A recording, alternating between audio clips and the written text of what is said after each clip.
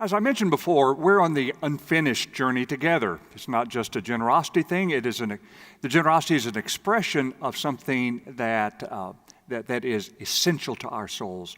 Working on those aspects of our lives where we can grow into the portrait of Jesus. So each time we're going to, throughout these weekends in October, in all services, ones that Stephanie will preach, that Winter will preach, and I will preach, we'll focus on the same theme each Sunday. Something that is unfinished in our lives that we move ahead in a positive direction in. And so today it's on sacrifice. You're going to hear two stories from the Bible, two very small passages, as a matter of fact, not highlighted much at all by folks, but when we see these two passages and these two persons, you'll see them on opposite ends of the spectrum of sacrifice. So for the background of the first person, I would turn your attention to this table. If I can't get the numbers to add up. It's like we're never going to get out of this hole. Credit card debt. Does it ever end? Maybe I can help. We could sure use it. Well, we've tried debt consolidation companies. We've even taken out loans to help make payments. Well, you're not the only ones. Millions of people, millions of Americans, they live with debt that they cannot control. That's why I developed this unique new program for managing your debt. It's called Don't Buy Stuff You Cannot Afford. Let me see that. If you don't have any money, you should not buy anything. Sounds interesting. Sounds confusing. I don't know, honey, this makes a lot of sense. I mean, look, there's a whole section here on how to buy expensive things using money you save. Give me that. Let's see. Yeah. And just where do you get this saved money? Yeah. I tell you where and how in chapter 3. Huh? Well, okay, so say I want something, but I don't have the money. You don't buy it. Well, let's say you don't have enough money to buy something. Should you buy it anyway? No. Now I'm really confused. It can be a little confusing at first. All right, so say I have money. Can you buy something? Yes. Okay, now take the money away. Same story? No. You shouldn't buy stuff if you don't have the money. Wait, I think I got it now. I buy something I want and then hope I can pay for it, right? No. You want to make sure you have the money, then buy it. Oh, then you buy it. But shouldn't you buy it before you have the money? No. Why not? It's in the book. It's only 1 page long. But the advice is timeless, and the book is free. Well, I like the sound of that. Yeah, we could put it on our credit card. So, friends, get out of debt now. Write for your free copy of Don't Buy Stuff You Cannot Afford. And if you order now, you'll also get Seriously. If you don't have the money, don't buy it. Along with a 12-month subscription to Stop Buying Stuff magazine. So, order now.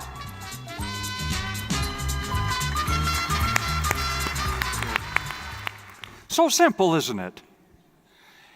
And yet, you'll go home, watch TV, get on the internet, and it'll always be, here is how you can really have life. Buy the stuff, even if you can't afford it. And the man that you're just about to hear described in the Bible, in this passage, is someone who had all the stuff he could handle and wanted more because he knew that's where life could be found. So let's hear about this man. A certain ruler asked Jesus, "Good teacher, what must I do to obtain eternal life?" Jesus replied, "Why do you call me good? No one is good except the one God.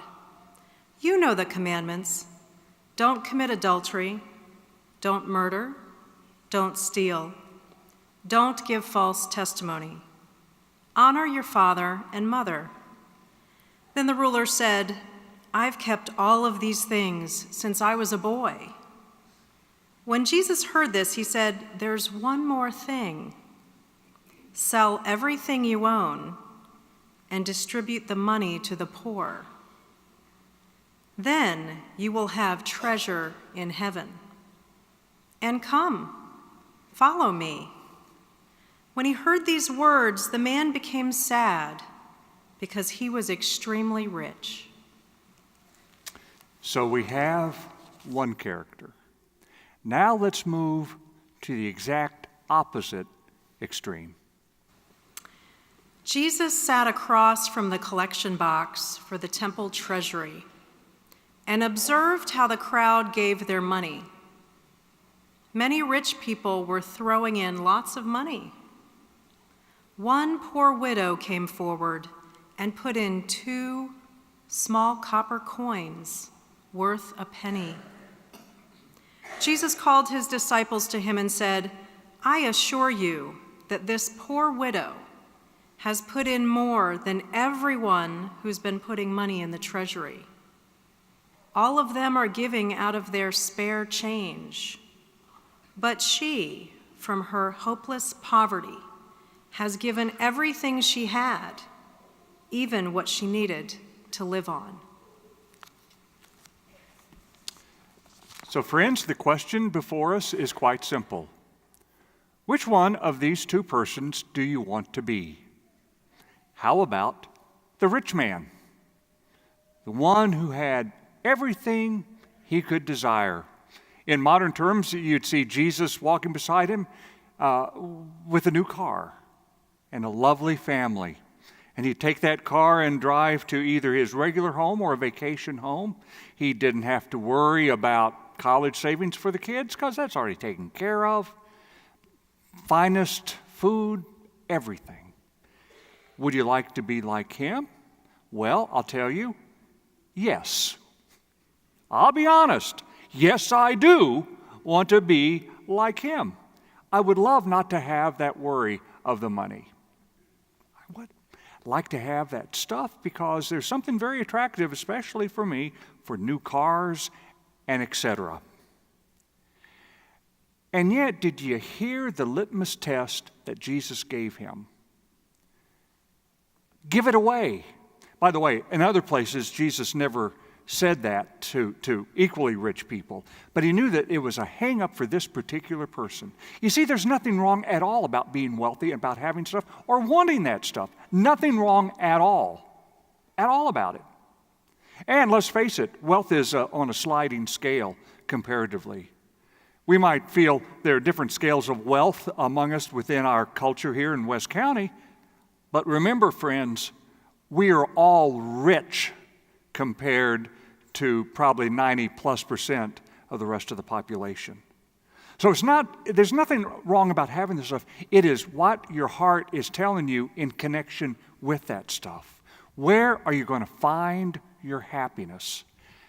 And as Christians, you and me together, we have to affirm that our happiness, first and foremost, lies in our hearts, and where our hearts are oriented, and where they see life, where they see the richness of life being. And when, as one Sunday school class here said beautifully, as they were struggling with what is too much, or how do we know if we're too connected to our stuff, the Sunday school class said, probably a litmus test of where our heart is regardless of how much stuff we have, can we be generous with it? Can we give it away for a higher cause? Can we give it away for those in need? That is a litmus test, and that's where that rich man in the story failed miserably.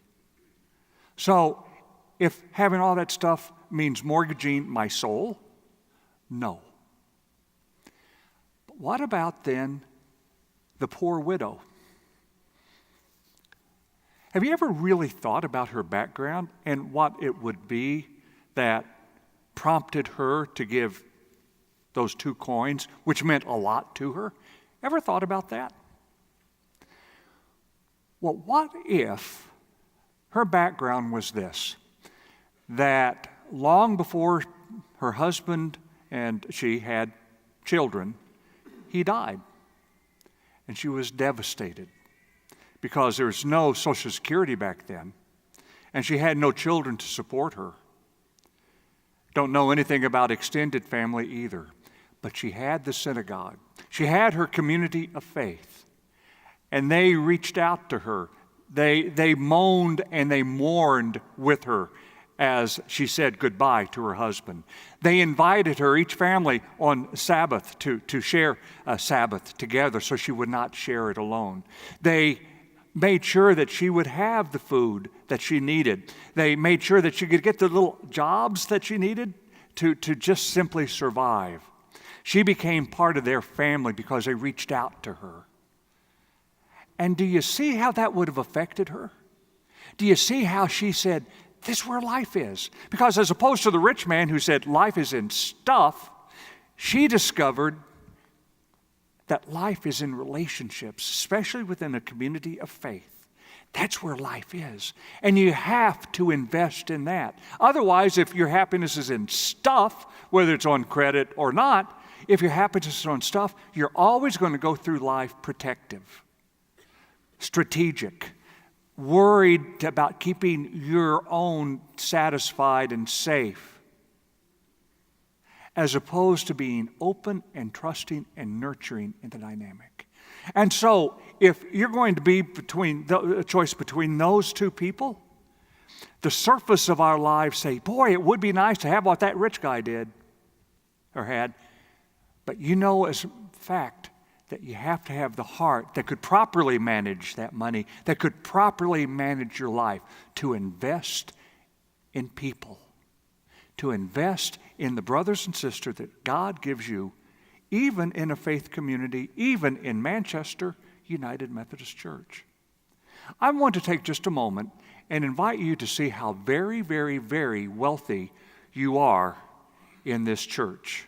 How very, very much you can resemble in your heart that widow and how wealthy she was. Because what did we just witness today? Where else can you find a community of believers that will make sure that Ben and Laura will always remember how the congregation affirmed their vows to each other, saying that we will be with you as you raise your little daughter, and we will model what it means to be the family of Christ to you. We're going to make sure that when little Vivian Louise grows up a little bit, you're going to see her up here singing in one of the kids' choirs. Or you're going to see her with other Vacation Bible School kids, because a lot of you donated your time to make sure those kids have a place to be together and to learn and to love. You're going to see her singing and dancing, those little silly dances they do. Because where else but the family of God, the community of faith, can you give that to Vivian? Let's broaden it. Where else could you be with 3,700 of your closest friends on a Christmas Eve candlelit service in this very church, and you feel the presence of Christ in that hushed, sacred stillness? Or an Easter morning as we raise the shades and hear the trumpets and the brass and sing that He is risen, with your brothers and sisters here, thousands of them. Where else can you stand in front of the altar and give your vows to each other to love, promise, and keep for the rest of your life, and know that a church like this supports you totally in keeping those vows sacred? Where else can you find a place where, as you say goodbye to a spouse of 63 years, and as you stand by the graveside, you also feel an arm around your shoulder? Where else can you come home on a Wednesday afternoon after all day in a Habitat house, putting up drywall, bone tired, but you are glad that you were able to be with brothers and sisters and making a difference afforded by this faith community? Where else can you knit those prayer shawls that you can give to someone who is dying of cancer? Where else but the storehouse of wealth that is here. I want you each time, every time, anytime you come through these doors, or you go into the fellowship hall, or you go into a small group meeting, you thank God for the people God has surrounded you with. Because that's where your treasure is. And they and we will be with you forever. Do you know how valuable that is? Every so often, every few years, God calls us to do something special, to expand the circle, to deepen the love, to outreach in ways that we've never done before. The Unfinished Initiative shows that we are unfinished and how we can demonstrate God's love. Look at how we're investing in that love when we're going to be enabling folks who are homebound or sick, for example, to be able to worship with their faith community via live streaming, which we should have done a while back. But we can do that now and reach out and connect people to this very special community. Or the youth room. The youth room that should have been attended to years ago will be attended to so that we can add the space to be an attractive, warm, safe space for youth to worship, to fellowship, to serve, to learn. That's what we're going to be doing. Or for the bike rehab ministry that doesn't have any more room and can't get as many bikes out to change lives as they would like to. First phase of a mission center across the street. First phase. To store the bikes and other things in preparation for expanded mission in this community, which we will be doing. But we have to have the space. A community center, or a church gathering in a community center by redoing the library area so it can be a meeting space for community and church together. These are some of the ways that now God has called us to address. They're not projects, they're ministries that touch people's lives.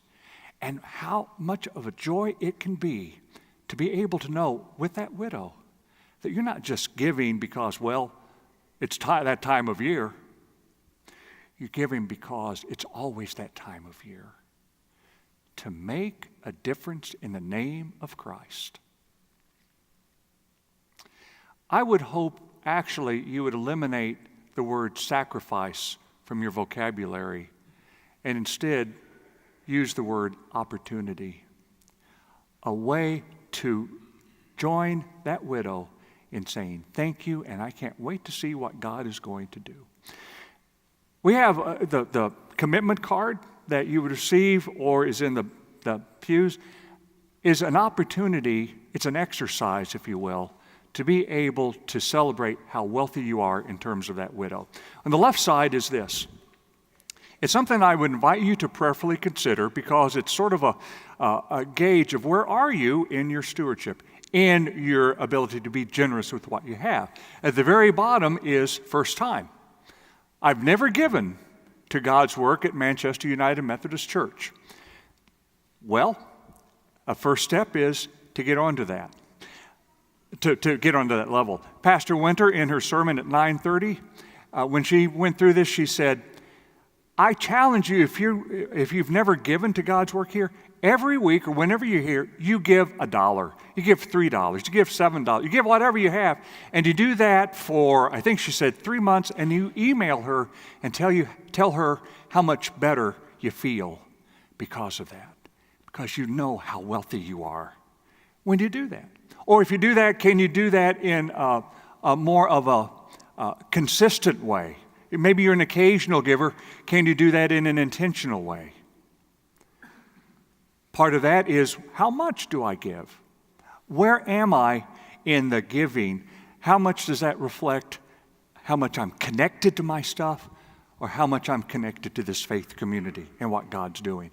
And so you get the idea. You go up, move up eventually to the level of tithing of 10% and beyond that, as you are called not to sacrifice, but to give. So that is one opportunity that you see on the left side of the commitment card. On the right side, and we're not going to go through all that, but you see what is circled? It says, our gift from a stored resource or stored resources. The projects that we have now can be done only by a special gift that you can give over a 2-year period. Where are you in your stored resources that you're able to give? Stock, savings, what have you. What can you do? The widow had 2 coins. What are your special 2 coins, if you will? And that's where it becomes fun. Not, oh, I got to do that, but how can I do that? One of the ways that my wife and I have talked about, and we will be doing, is this. As a pastor, when I do a wedding or a funeral, often I get an honorarium. Those honorariums have gone traditionally to a vacation fund for the family. We don't exactly go to Tahiti on it, but we enjoy being able to take a vacation based on that. But not next year. This is more important. So next year, those honorariums, whatever I might get, are going to be one part of the stored gifts that I have, something special to give. Because, yeah, it might be fun to go a special place for a week, but what's more important is to be able to invest in lives here and to touch lives of children, youth, and adults. So that'll be part of what Barb and I will do. What is it that you'll want to do? And have fun with it. Because this is affirming life as Christ meant it to be. Never, what else can we get? But what can we give? So I ask you to join me in prayerfully considering how you can see this not as a sacrifice. And I will tell you that when, like the honorariums might go straight to this, I will think, boy, what have I done? And then I will say, oh, I know what I've done. What I should do as a Christian. Because Christ gave all to me. I want to end this sermon with an example of someone who caught the vision that widow had. See, that's what we're talking about. It doesn't do you any good to say, well, you ought to give this. Unless you see things differently from the culture. See things through the eyes of someone who has encountered the love of Christ and wants to share that. So you're going to hear a testimony of someone who wouldn't call it even a sacrifice, but an opportunity. You might have remembered that we had, a few years ago, a football team in this town called the Rams. You remember that? Also called a nightmare, but you might remember the Rams. But there was a football player named Jason Brown who has quite a story, and here it is.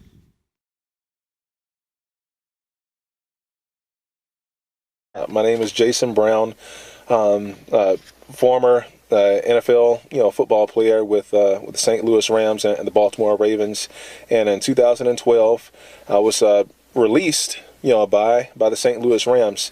And instead of looking at that as a tragedy, I actually looked at it as an opportunity for another door to be opened in my life. And it was definitely a leap of faith. And with my wife, backing me 100%, decided to, exit, my career in the NFL.